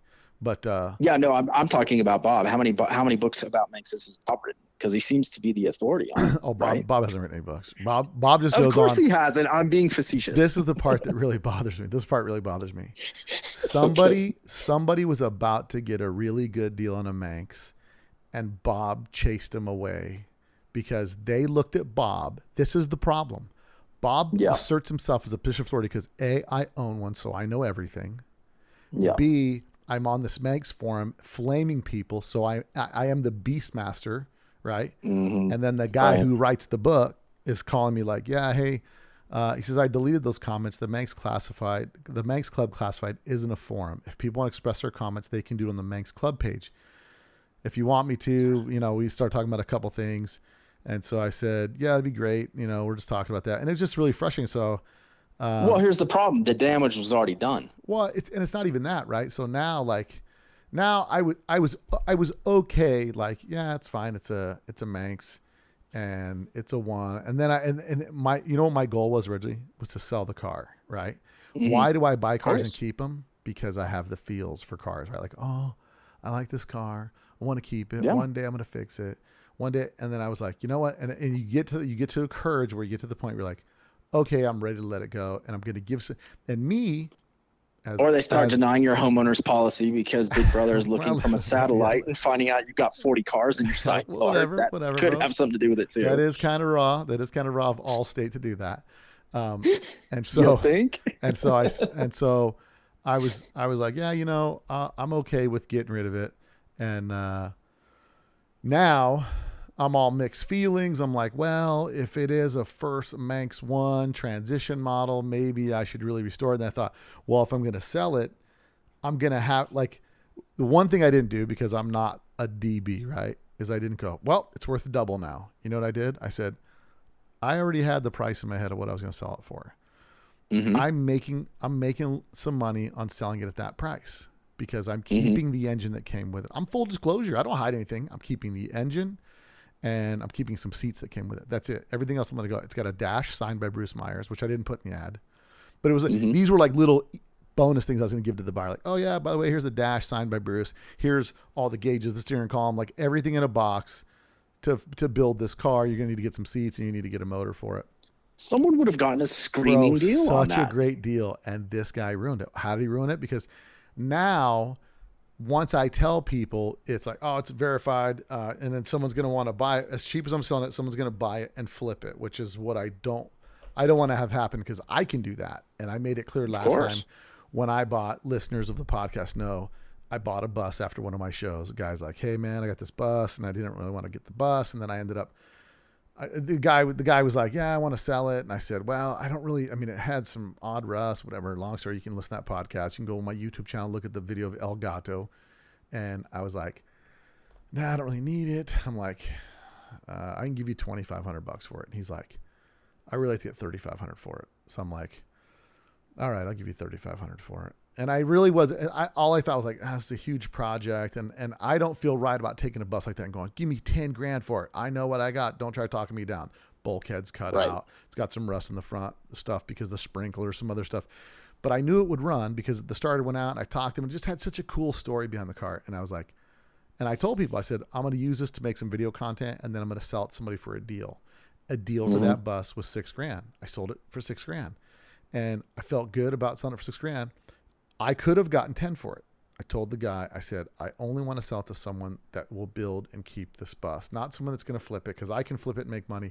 The goal was to take these things out of the level of unobtainium and make them obtainable to people so people can still get good deals. And we can just kind of pass it on. I can make a little bit of money and make it worth, like, there's no way I can justify having it sit in my backyard for 2 years and making, $1,000 on something and might potentially canceling my insurance policy being a good deal. But hey, car guy math, it works for me, right? Just to pass on a good deal. And it's like, so now I'm conflicted, right? I can't take this car and then advertise as it is, put that price on it because someone's guaranteed going to buy it and flip it. And I don't want that to happen. The reason I put it on there that I didn't want to get it verified and all that stuff, and it's in the process of being verified right now. The reason I didn't want to do that is because I don't want someone to do that. I wanted someone. So I thought, you know what I'll do? I'll be like Ferrari. Like, you have to write me a letter and tell me that that's a really good idea. That you've been wanting a Manx for so long, and it's because this started. Sell me on it. It was a father-son project, and I got it, and I thought, oh man, I could put this. Bill could put the car together, Bill style, on a weekend, and lose a fender or whatever on the highway, or something. And I mean, I could do that, and so that's where I'm at right now. Now I'm wrestling with the feels, like, well, it is a Series 1 Manx. Maybe I should keep it just because it's kind of cool. And then I would keep it strictly out of principle. My goodness. So I could post pictures and be like, here's my not real Manx, but it's real now because it's been verified by Winnie. Well, that is the most ridiculous thing I've ever heard. It is. Even if it's a real Manx, it's not a real Manx until it's been verified. And that's a real problem. The core of the problem we have here is keyboard experts, people that don't see the car in real. Why don't you guys give the benefit of? I mean, this guy Bob straight up called me a scammer. That I'm on there scamming people. I don't care. I have no intention to scam people. I've got listen. People know who I am. People know the cars that I have. You're the last guy on the planet that needs to scam somebody out of money. And the whole thing is like, because I remember coming up. I remember like wishing I could get a deal. I remember when I find a deal, I got a buddy of mine that's like laying in wait for a bus. And I said, when I run across a deal on a bus, you're the first guy I'm going to call. He's like, dude, I really want a bus. I just can't afford them where they're at. And I said, you're the guy that deserves a bus. The next deal I find on a bus, I'm going to hook you up. I'm like, I'm going to get you lined up, and I'm not going to make it. I said, oh no, that's what I told him. I said, because someone called me on a bus for like $5,000. And I said, if this bus for $5,000 comes through, you're going to give me $500 for finding this bus for you. I might go pick it up too for you and bring it to you, but I'm going to make $500 on you. And he's like, yeah, that's fine. But it's the same bus people would be selling for for 10 and 12,000 bucks. And it's like, the whole thing was, just as it's more of a joke. Like I'm going to make a couple $100 off you as a matter of principle, but it's like, so people go, you're dumb for just selling it to your friends. Like, oh no, I made money. But you're also bringing someone new into the hobby, some fresh blood, like 100%. We've talked about, and that guy's going to pass on to someone else one day. Maybe he'll meet a guy that's like, I'd really love to have an old bug or something, and he comes across an old bug. You kind of pay it forward. It's good karma. No, and most importantly, it's just one of those things where it's like, dude, like people just need to chill out, relax. You know what I mean? Like, just relax, dude. Like, it's a car, man. Yeah, it's just so frustrating to watch people that take a position of being an expert, and then when it's all said and done, it's like the only thing that they did was kill somebody's good deal because somebody probably thought, hey, this is a good buy, I should get it. No, wait, all these guys say it's fake, so I'm not gonna get it. You know what I mean? And it's just like, now that I got irritated enough to do whatever I had to do, it's like, I was like, now I'm conflicted because, again, I'm a car guy. I buy things because that's the one part where I'm emotional with cars. Like, oh man, I should get that. Well, I'm a story guy. If a car has a good story, like, I'm there, that's more so than I probably should be. I love a good car story that goes with a car, Yeah. No, I hear you on that. But for me, it's more like, it's me having that Corvette summer moment in my head. Like, yeah, dude, I'll build that. Like, no, Bill, you're not building any of that, dude. Stop, bro. Stop. You don't have the time. On the podcast earlier that I was doing with Todd Cooper, it was all about, it was all about us talking, and I'm just like, I'm to the point now where I just want to buy. I mean, I got cars that need a little bit of work. Future shock. I need to pull the motor, future shock, and replace transmission seal because it leaks by the torque converter. That car I've had for 3 years, haven't touched it, haven't done that, and it's like, okay, the show's in. Has it already been 3 years? 2 or 3 years, yeah. And I said, wow, that's insane. Well, yeah, it was COVID, so it was 2021. Oh, I guess you're right. Yep. Yeah, you're right. That's what started me down the whole 80s rabbit hole, was all that free time I had on my hands. And so I'm sitting here thinking like, you know what? I should do this because the show's coming up in 2 weeks. And then I just got the call today from my boy Kenny Fitzer. Shout out to my guy. He's got my car painted. So the Bull Run bus is now painted, ready for reassembly. As I was at Adam Wick's shop yesterday, My motor's on the bench getting put back Just together. Name dropping left and right tonight. No, these are my guys. You know what? But here's the difference with these guys. Like Kenny Fitzer, he is a solid, like straight up VW guy, dude. He's a straight up VW guy. He's like, and what I mean by that is like, it's not about, he's confident with who he is. He doesn't have to try to be cool. You know what I mean? Right. Adam Wick, same thing. He's been building motors, does it because he loves it, does it because it's his thing.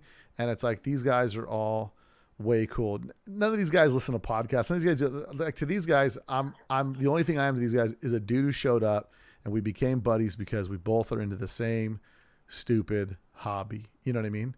And so, well, and I was going to say too, like you don't typically see guys like that flaming people on forums because they're out doing. They're out building motors that are winning off-road races. Yes. They're out building, these wild SEMA buses. Like they don't have time for petty arguments on Facebook Marketplace forums and whatnot. I mean, they're out doing, which is funny to me. And I think it's cool that both those guys were around in the 80s and they're still in the game. That's really cool too. Oh, what's even crazier is I found a picture that has that there's a centerfold in one of the trends that I have that's from like 88 and it's got the chop top in it. It's like a spread from the Jamboree. It's like the 88 or 89 Jamboree. I love when they did those. They'd have like a centerfold out of like event stuff too though, which is cool. And it's got the rag chop on one side. It's got my chop top in there. It's got Adam Wick's Wicked drag car at the car show.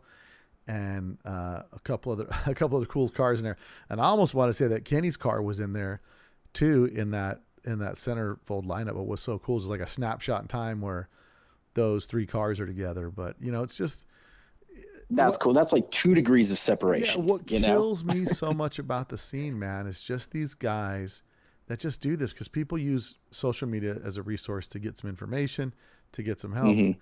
And it's just a bummer. So I just wanted to call those guys out by name. So those guys in particular, Bob, Jonathan, you guys just need to stop being an expert. Stop killing some good deal for somebody just because you don't want somebody to buy a Manx for cheap, which I think some of it is that. Some of it is like, there's no way, dude. There's no way it's a real Manx and it's that cheap. There's no way.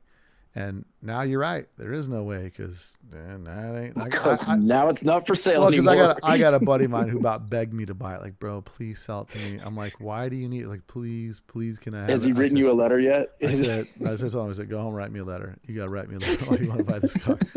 But, my biggest thing is if I decide to keep it, I'm keeping it.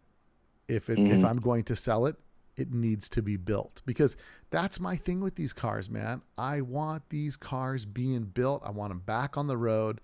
I want, like I've got my little. It'd be one more car for one crazy weekend too. Yeah, trust me, bro. Cool. With room sales right now, we've more than 50% increased room sales from last year, and it's gonna be big. You're gonna shut the strip down, dude. I'm telling you right now, I got a new plan for the strip cruise this year. And so it's going to be, we're going to have Volkswagens. I'm going to have Volkswagens enter on the far north side strip headed southbound, and guys on the north side strip headed on the south side strip headed northbound. So we'll have Volkswagens on both sides because when you have 100 cars, you have enough that people can get stopped at lights, and there's 10 cars here, 10 cars there, 10 cars here, 10 cars there. And it gives the same effect that it's a complete takeover, and it's easier than everybody being stuck at a light because all that happens when all of a sudden 100 cars show up at an intersection, now you have a traffic jam. Yeah. So I think by filtering them onto the strip, which is the plan this year, filtering them on the strip, that's a great idea. A couple of different ways. So there's two groups that are going to leave 10 minutes ahead. They're going to go down to the north side of the strip.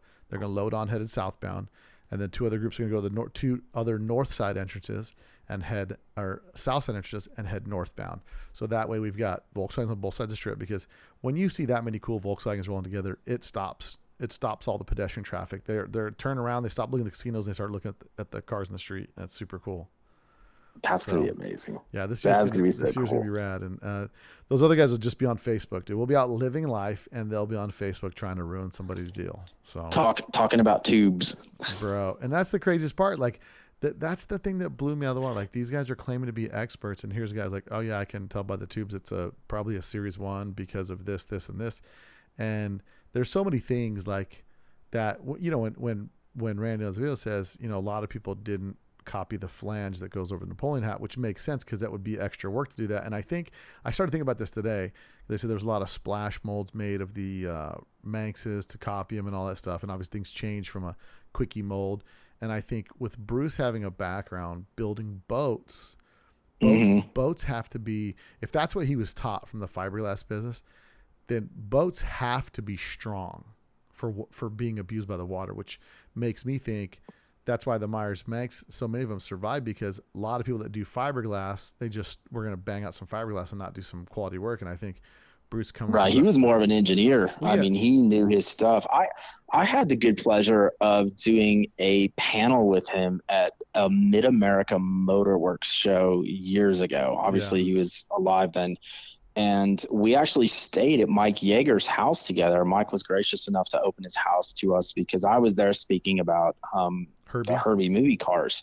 Yeah. And so it was really, it was a surreal moment because I was up on stage and next to me is Bruce, you know, and I mean, geez, since I was a kid, you know, looked up to this guy and just all of his accomplishments. But what a neat man. I mean, the stories he told me that night, I wish I'd written them down or recorded it because he's just a fascinating guy to talk to. It was really, you know, I mean, such a great guy. And Winnie was so sweet, you know, that just a really cool couple. They gave me their number. They're like, please keep in touch. And I didn't even own a Manx, you know, but just such great people. I really, it's a shame when we lose people like that because all of the knowledge that goes with him and, you know, he was good people. And that's the part, that's the thing that bums me out. Bruce, when I did the podcast with him, he was like, super stoked to do the podcast with me, and then he's like, man, you're really good for my ego. He's like, whenever you come, you know, when you come down to San Diego, please stop by the house. I want to show you some stuff I'm working on or whatever. And I had a friend of mine that was going down there that was going to have a surgery, and I was like, yeah, I think I'm going to be there in like a month. And then my buddy went down there, and he's like, he rented a house for his recovery and stuff. He's like, nah, I think I'm good, bro. You don't got to come down, because I was like all ready to go down there and hang out for a couple of days with my buddy. And he's like, nah, dude, I'm good. My wife's here and whatever. I was like, all right, cool. And I just never made it down there. I thought, oh, I'll shoot down there and meet Bruce sooner or later. And then unfortunately passed away. And, you know, it's same thing I was talking earlier today, you know, I chase these guys down to get them on the podcast to nail down their story. So, that's for me what it's about is collecting the history, getting the truth out there.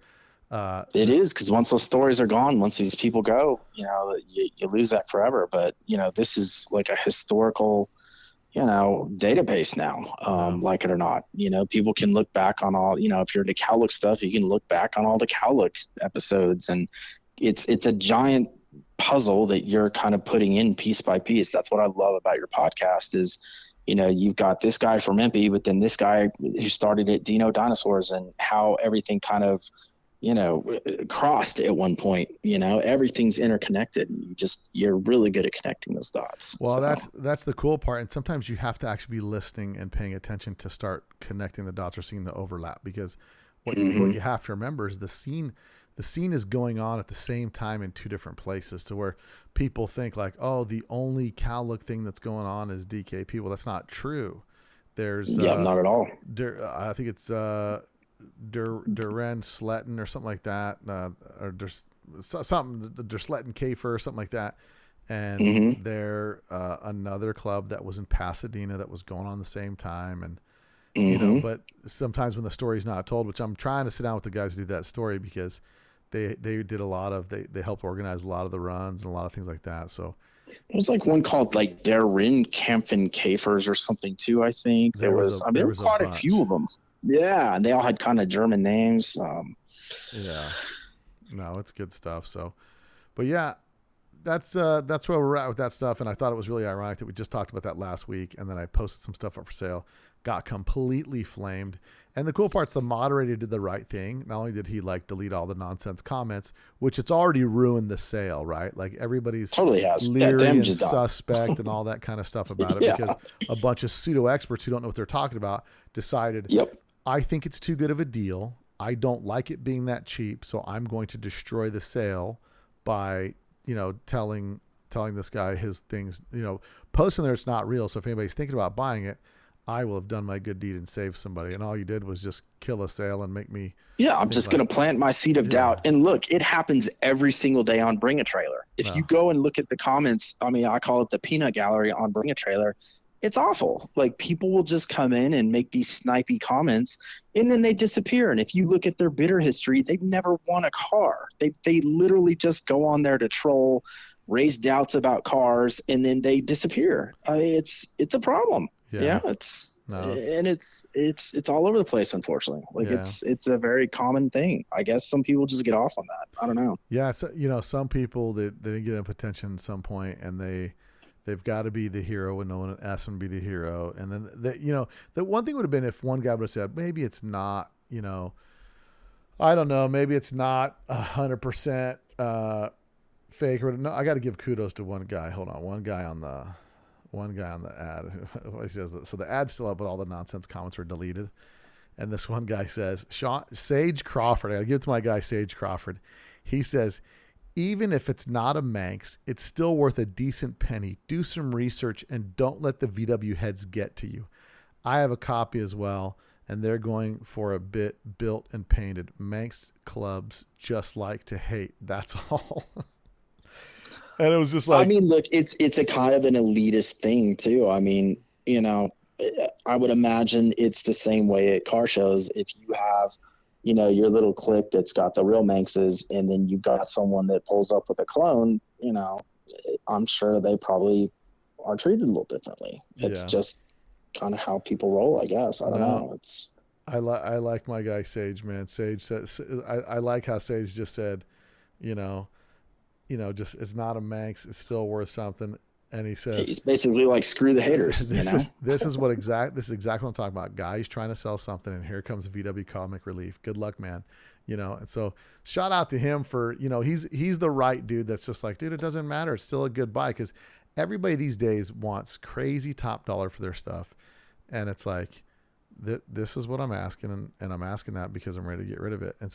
And then the funny part, so another guy, because people use the name Manx like Band-Aid, right? It's a Myers Manx, like Band-Aid bandages, right? It's like become a generic term for just any fiberglass buggy. And I get it. But my ad said 69 real Myers Manx. That's what mine said, which is what got him so crazy about me, because there's another guy just posted an ad, and it's like Myers Manx, and everybody's like, it's not a Manx, it's a Manx. You should put Manx style. That's a that buggy or whatever. And I wonder if that's like what they do. Like maybe that's like their idea of fun, is they're just kind of poised, ready to strike. If someone, it's like misgendering someone, you're misgendering the Manx or something, bro. Like, hey man, like that's not a Manx. That's, and then they just heap on, and I would imagine it's probably a small, tight knit group over there. So I think there's probably a hierarchy, Yeah. I'm convinced the big part of it is like, if I saw Type 34 Gia for sale, right? And someone said, dude, there's a Type 34 for sale for running, driving, everything for 10 grand. I'd be like, get it, dude. That's a screaming deal. Well, it's got this. I'm like, you should get it because they're really difficult to buy. And if it's got at least X, Y, and Z, it's rare and the price is right. Exactly. It's worth it. The last thing I was like, yeah, that car is not. And then what's happened on the opposite side is there was a Type 34 for sale that was pretty rusted, pretty beat up, and the guy was asking $19,000 for it. There's another one for sale here in Vegas for like $35,000, and it's like, people are just, I don't know, they just get crazy, bro. So anyway, bro, I think I'm gonna wrap it up because we've gone a little long on this podcast. I did a separate extra add on. I've been trying to add in a clip for my for one of my fans, Carson, and I'm gonna have to add on the next podcast because this one's gone a little bit long. But my friend's son, Carson, is a big fan of the podcast, and every time he sees me, he just blows me up with Happy Friday, and he wants to sit on the microphones and talk to me and all this stuff. And so I'm gonna post a little blurb I did with him when I had the Volkswagen Club over here for a pool party, but that'll have to be on another podcast. But yeah, we're 5 weeks away, bro, from one crazy weekend. So I hope you're ready, because I know you're coming. I cannot wait. I know I'm you're so coming. excited. And I know you talked to Bobby. Bobby's driving across the country to come to one crazy weekend. He's bringing his Myers Manx.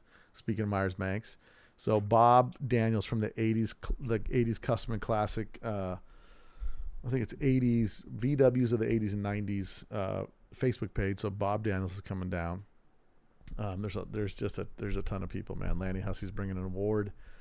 Buddy Hale's bringing an award.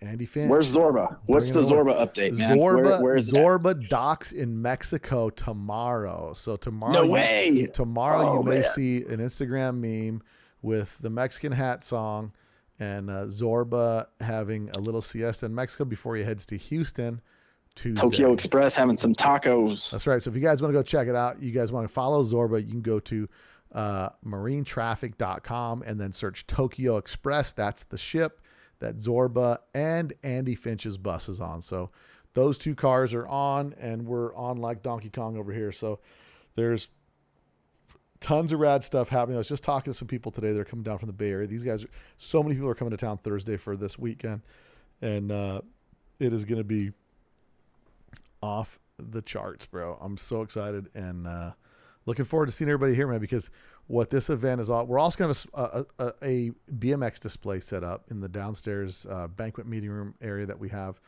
We're going to be doing a vintage BMX bike display. So I got some people from the East Coast bringing out bikes, got some people locally here bringing out bikes.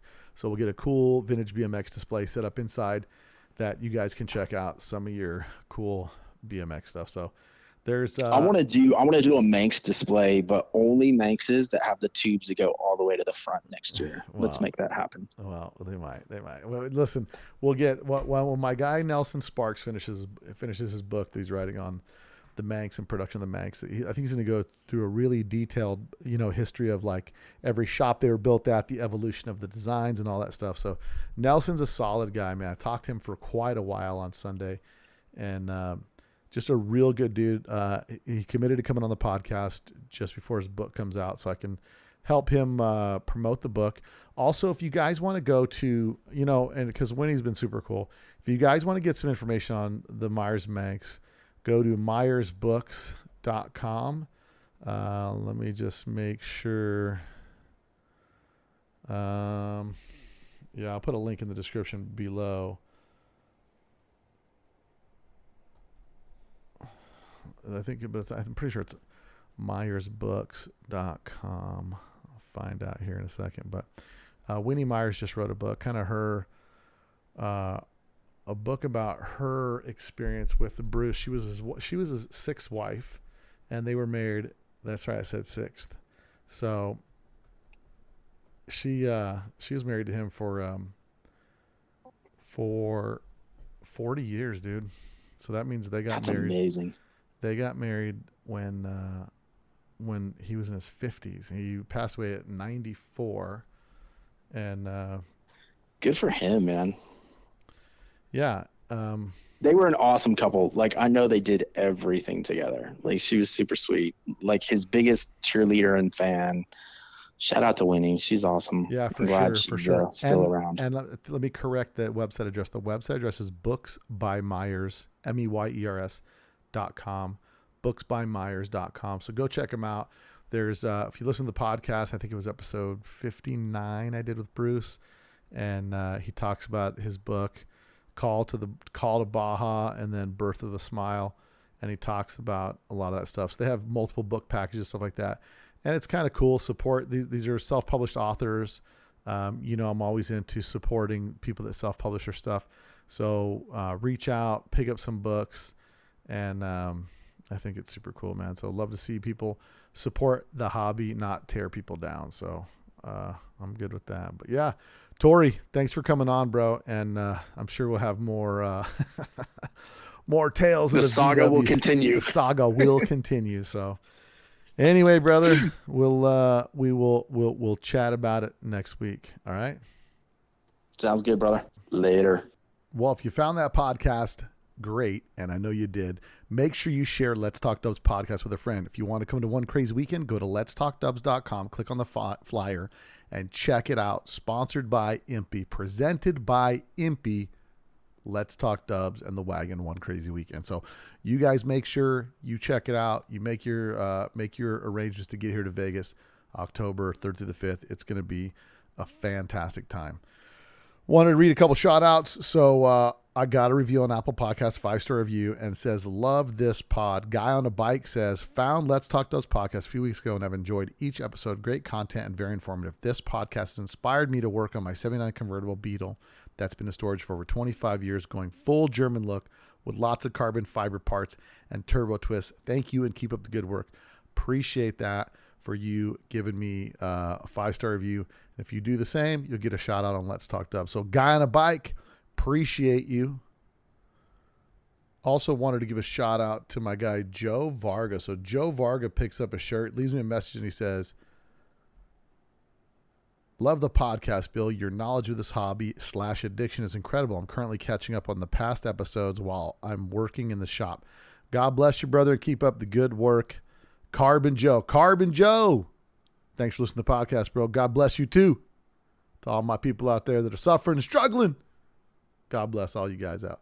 Appreciate you guys so much, man. You don't even know how much I love doing the podcast because you guys love listening to it. So hope you found today's podcast informative, fun, and good to listen to. Make sure you share it with a friend and go give a 5-star review on Apple Podcasts. Let's Talk Dubs. Leave your name in the review so I can give you a shout out. And I appreciate all of you guys. 5 weeks to go till one crazy weekend. Don't miss this event, guys. It's going to be a blast. So until next week, later. You probably don't know that there's a new Volkswagen out that doesn't look like a Volkswagen.